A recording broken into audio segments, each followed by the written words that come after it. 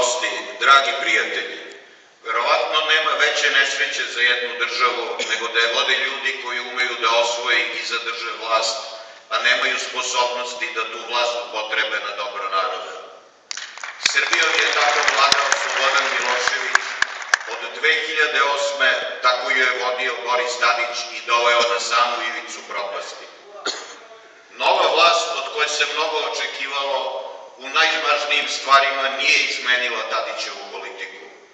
Srbija je i dalje zemlja koja se vrtoglavo zadužuje, $1,5 milijarda za svega nekoliko meseci, koja u svemu izvršava naloge zapadnih sila, koja nastavlja umesto da menja kosovsku politiku Demokratske stranke i Borisa Tadića. Svi potezi nove kao i stare vlasti vrte se oko dobijanja datuma. Juče je to bio datum za dobijanje statusa kandidata, danas je to datum za otpočinjanje pregovora o članstvu u Evropskoj uniji, sutra će to biti briselski datum za nešto treće, preksutra za nešto četvrto. Koga to naša vlast obmanjuje? Evropsku uniju godinama potresa sve dublja finansijska kriza.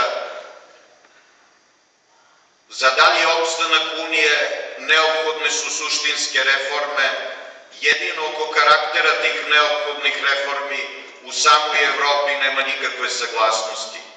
Niko danas ne zna hoće li za 10 do 15 godina, kada bi Srbija možda mogla da se nađe pred članstvom, Evropska unija uopšte postojati. Ni ako bude postojala, kako će u bitnim stvarima izgledati? Zašto Srbija danas gazi svoje vitalne interese radi tako sumnjivog i potpuno neizvesnog cilja? Jer da ih gazi, u to nema nikakve sumnje. Evropska unija danas traži od Srbije 3 stvari. Prvo, i to je nažalost već učinjeno, da Srbija pristane na uspostavljanje granice sa Kosovom i Metohijom. Drugo, da se sprovedu i preostali sporazumi Borka Stefanovića, koji pored ostalog predviđaju da svaki Srbin koji živi u pokrajini, ako želi da izvadi neophodna dokumenta poput saobraćajne dozvole, mora to da učini u Prištini kao građanin nezavisnog Kosova. Treće, Evropska unija traži da se likvidiraju sve institucije Republike Srbije na Severnom Kosovu i Albancima prepuste svi krupni privredni resursi koji se tamo nalaze. Ispunjenje ovih zahteva značilo bi i faktičko priznanje nezavisnog Kosova i dobrovoljnu predaju poslednjeg dela pokrajinske teritorije gde Srbi još žive kao građani svoje zemlje. Dragi prijatelji, još od vremena Filipa Višnjića znamo da je Srbe teško pokrenuti na velike stvari, ali kao što tada nije bilo kasno, tako nije kasno ni danas. Ako je Srbija danas bez pouzdanih saveznika, a jeste, to je samo zato što ih uporno traži tamo gde ih nema i gde ih ne može naći.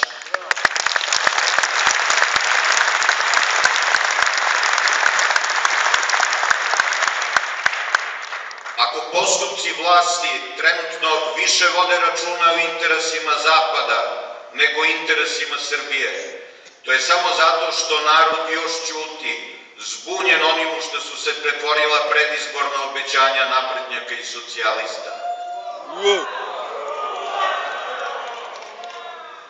Da bi opstala i očuvala svoj identitet, kulturni, moralni i istorijski, Srbija mora promeniti svoju sadašnju politiku. Snage koje podržavaju tu politiku nisu beznačajne, nekom mogu izgledati i nepobedive, ali će, duboko sam uveren, ipak biti nemoćne pred energijom naroda koji traži za sebe ono što mu se danas tako bezobzirno i tako cinično uskraćuje. Minimum slobode i pravde, ekonomskog blagostanja i nacionalnog dostojanstva. Sa tom verom danas vas pozivam na otpor.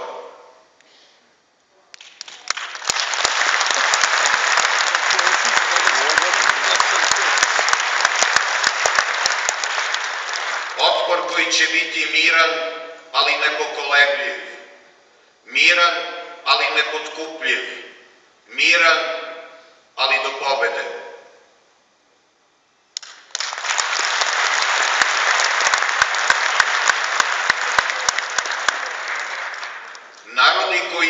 istinski veruju u sebe, nikada ne zaboravljaju svoje žrtve.